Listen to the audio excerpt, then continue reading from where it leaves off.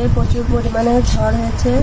আর ঝড়ে আমাদের বাগানে হিমসাগর আম, অনেক আম পড়ে গেছে। এই যে আমরা আমগুলো সব কুটে নিয়ে আসছি। এখন এই আমগুলো দিয়ে আমরা আচার তৈরি করব। এখানে জিরে গুঁড়া, ধনে গুঁড়া, পাঁচফোড়ন গুঁড়া, সরিষা গুঁড়া করা আছে।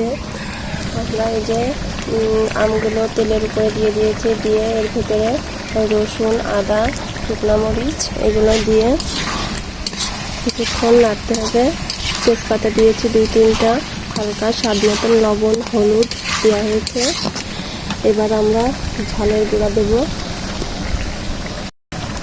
মরিচের গুঁড়া,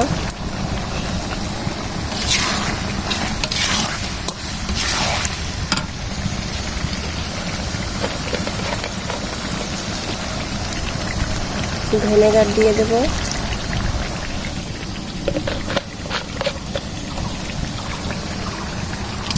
কিছুক্ষণ নাড়তে হবে।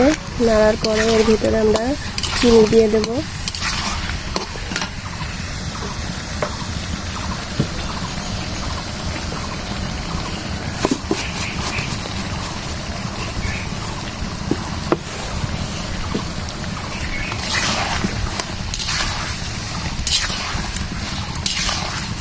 এভাবে আস্তে আস্তে জাল দিয়ে আমগুলো নাড়তে হবে।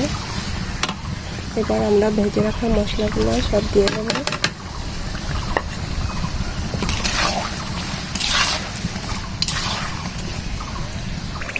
হয়ে গেছে আমাদের আমের আচার। এখন আমরা আচারটা লাগিয়ে ফেলবো।